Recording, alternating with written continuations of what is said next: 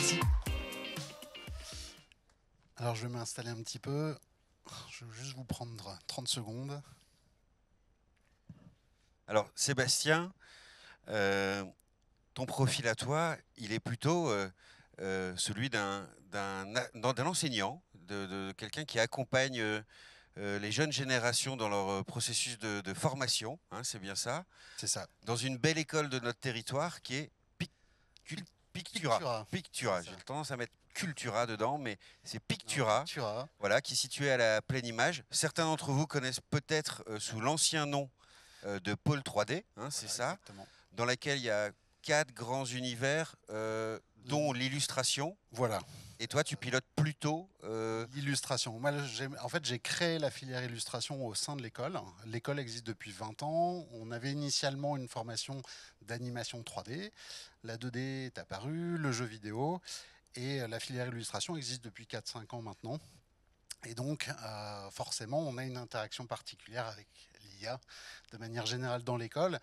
Et aujourd'hui, je vais justement intervenir plus sur moi, mon expertise, ou du moins ma petite expérience au sein de la filière illustration. Voilà, tu vas nous parler de créativité Exactement. augmentée.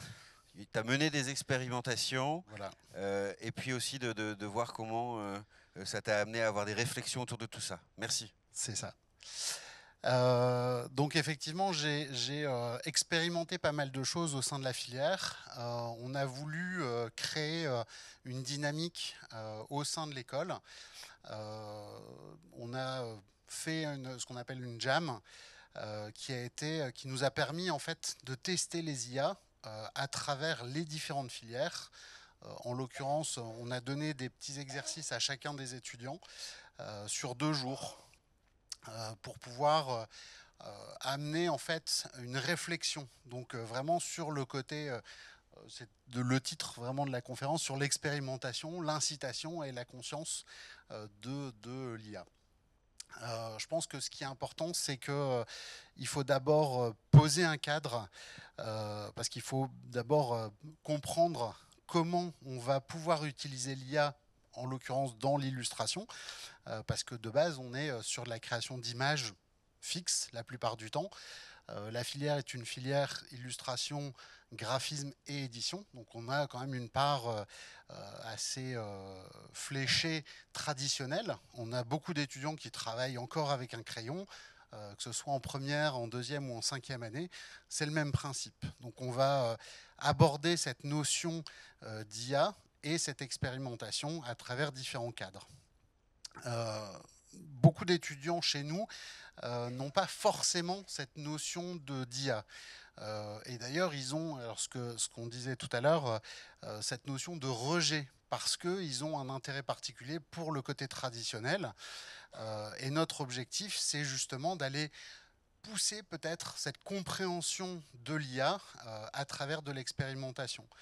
Donc on a dans un premier temps essayé d'évaluer comment on pouvait les faire travailler, comment on pouvait leur donner une incitation et leur donner un cadre qui peut parfois paraître un peu restrictif, mais qui permet justement, et ça c'est vraiment quelque chose dont on est convaincu en l'occurrence en illustration, ce cadre parfois restrictif permet d'avoir une créativité beaucoup plus développée parce que justement on va essayer, ou du moins les étudiants vont essayer de dépasser en fait ce cadre qui leur est imposé. Et donc ça c'est vraiment quelque chose d'intéressant.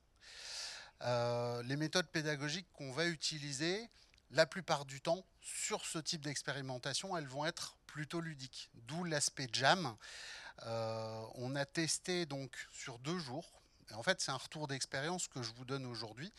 On a testé sur 2 jours un exercice. On leur a donné une thématique qui est nature artificielle. Ils avaient libre choix sur le rendu. En illustration, on leur a demandé de créer basiquement un recueil d'illustrations, donc de créer des images qui pouvaient être fixes ou animées. Donc encore une fois, c'était libre choix sur la restitution. On leur, on leur donne en fait en amont un panel de logiciels, que ce soit sur de l'image, sur du texte, parce qu'il pouvait aussi, une illustration reste quand même de base une interprétation d'un texte ou d'une idée. Et et de la transposition justement en visuel. Et donc cette fameuse jam, on a commencé par leur donner ce fameux cadre en expliquant et en organisant des petites conférences sur différents aspects, sur l'aspect juridique, quelle est la possibilité au niveau juridique de créer une image et de pouvoir l'utiliser, de la vendre. En l'occurrence, quelle est votre partie dans la créativité de l'image et comment vous avez le droit de la vendre. On a donné un cadre sur, en l'occurrence, Adobe Firefly, comment l'utiliser et comment aussi prendre conscience que finalement, en utilisant un logiciel de manière assez habituelle, on utilisait de manière inconsciente une IA. Parce qu'il y a beaucoup d'étudiants qui se sont positionnés. Le petit exercice, c'était de faire un rendu par groupe. Donc on a au sein de l'école 400 étudiants. On a fait 70 groupes. Et donc on a eu 70 rendus dans l'animation, dans le jeu et dans l'illustration. Et donc chaque filière a eu un rendu assez conséquent. Et on demandait aux étudiants de s'exprimer aussi sur la considération de l'impact de l'IA sur leur travail. Est-ce qu'ils voulaient l'utiliser? Est-ce qu'ils voulaient ne pas l'utiliser? Et quel est, d'après eux, le pourcentage d'utilisation de l'IA dans leur propre travail? Et ça a été super intéressant parce qu'on a des groupes d'étudiants qui sont, en particulier en illustration, j'ai 2 groupes qui sont venus me voir en disant « mais je ne veux pas utiliser d'IA ». Et je leur dis « ok, pas de souci ». Et au moment du rendu, je leur dis « mais votre couleur, vous l'avez faite comment ?» Ah ben en fait, on a mis nos dessins qu'on a fait au crayon sur Photoshop en les scannant, puis après on a fait de la colo et puis on a réutilisé en fait des textures. Et puis je dis ben vous avez utilisé de l'IA? Ah ouais. Et en fait, ils ont pris conscience. Et c'est ça qui est intéressant vraiment sur cet aspect conscientisation. Donc il faut en fait dans tout l'exercice de Jam poser en fait le bon cadre, leur donner ce côté incitatif en leur disant allez-y, regardez ce que c'est, tester des choses. Et donc par rapport à cet exercice, vous allez pouvoir comprendre pourquoi vous créez une image, comment vous allez la créer et comment vous allez pouvoir la développer. Donc ensuite, on a dans cet aspect fait un retour d'expérience aussi. C'est-à-dire qu'ils ont travaillé sur différents logiciels et on leur a demandé en fait ce qu'ils utilisaient ou ce qu'ils pensaient utiliser comme type de logiciel habituellement.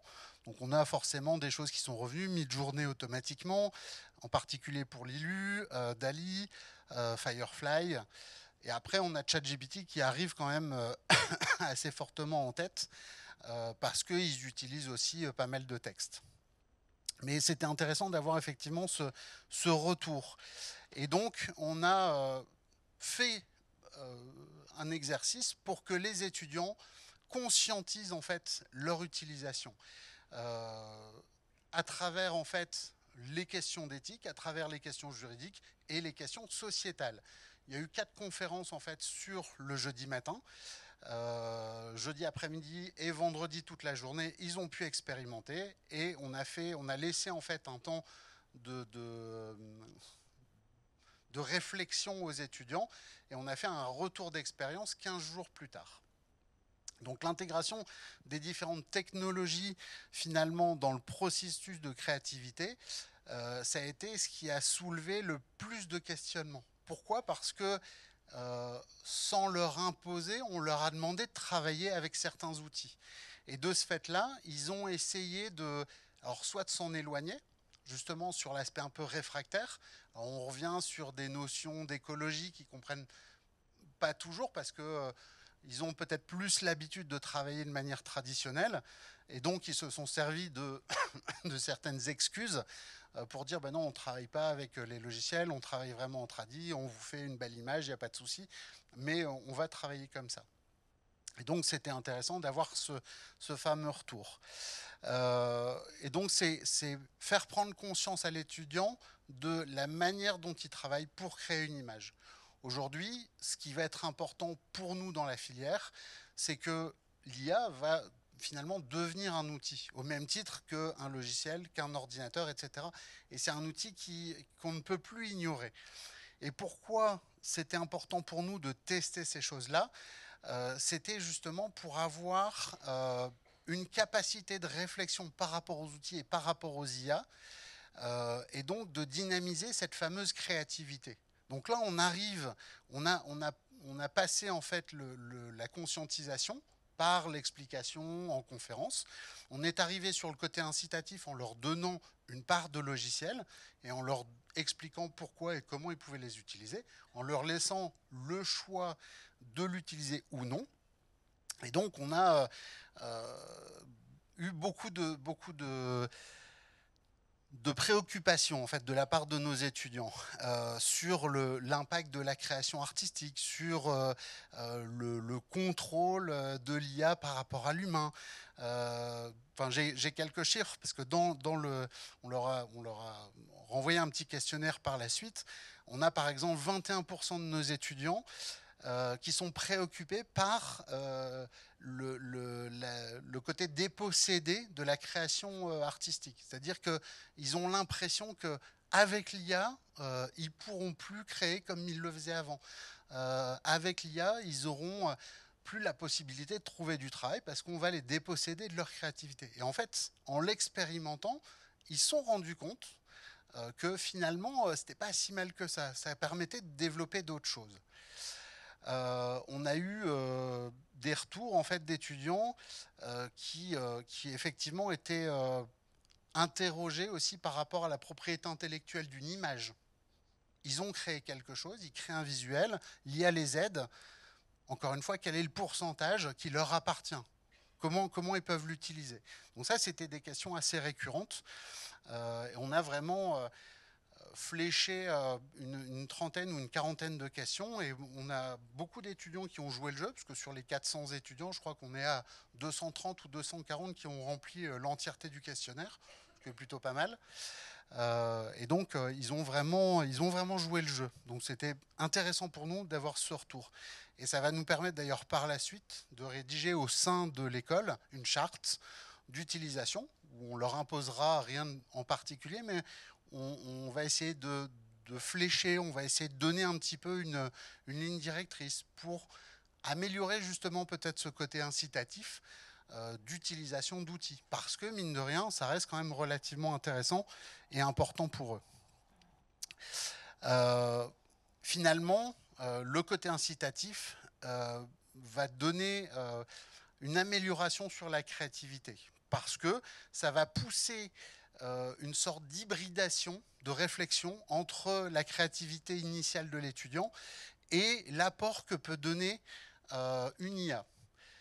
Aujourd'hui, c'est quelque chose qu'on dit très souvent, en particulier aux premières années, on leur dit mais prenez une IA, demandez-leur de créer un personnage, au lieu de faire basiquement un personnage en dessin, demandez-leur de créer, demandez à ChatGPT ou demandez à Firefly ou peu importe de créer la structure d'un personnage. Utilisez ça et finalement réinterprétez-le à votre sauce. Pourquoi? Parce que s'ils se réapproprient cet outil, ça va leur permettre d'améliorer déjà leur réflexion, d'améliorer leur champ de connaissances et de ne pas prendre juste le rendu, ça leur permet de continuer à améliorer cette fameuse réflexion. Et donc ça, c'était quelque chose qui était vraiment important. Et on passe dans cette fameuse expérimentation tout au long de cette journée et demie. On est ressorti quand même avec des projets d'étudiants qui, au départ, étaient réfractaires et au final se disent oui, peut-être que, en fait, c'est pas si mal que ça. En fait, et pourtant, je suis pas forcément le mieux placé pour aller expérimenter des choses comme ça parce que j'ai un cursus qui est très traditionnel. J'ai fait les Beaux-Arts, j'ai fait Saint-Luc à Tournai pour ceux qui connaissent. Je donne des cours de dessin académique. Alors forcément, je suis passé aussi sur une phase de numérique, mais j'ai quand même un fond très traditionnel. Mais aujourd'hui, je considère qu'on ne peut plus passer à côté de l'IA, que la créativité, elle peut être exacerbée grâce à l'IA et qu'elle va nous donner en fait une amélioration de nos visuels parce qu'on peut s'en servir et qu'il ne faut pas la rejeter, contrairement à peut-être certains étudiants au départ, mais qu'il faut justement l'intégrer dans un système réflectif et qu'il faut vraiment aller chercher tout ça. Et donc finalement, je trouve que la combinaison entre cette expérimentation, l'incitation qu'on a pu leur donner, la prise de conscience qu'ils ont pu avoir pendant cette fameuse jam, ça va appliquer à la création d'ILU, améliorer les champs de possibilités, améliorer en fait des choix, donner en fait des visuels inédits par exemple, et ça va transformer aussi nos outils de création, ça va peut-être les optimiser et on va peut-être trouver des solutions qui vont être un mix entre le numérique et le traditionnel, en particulier dans l'illustration, dans le graphisme, et c'est quelque chose que je trouve vraiment pertinent de tester et d'expérimenter. Donc c'est une expérience qu'on invite vraiment nos étudiants à adopter, travailler une approche en fait d'un équilibre où finalement la technologie va amener une créativité supplémentaire, euh, tout en respectant quand même une notion d'impact et une intégration relativement harmonieuse dans notre structure et dans les milieux de l'illustration.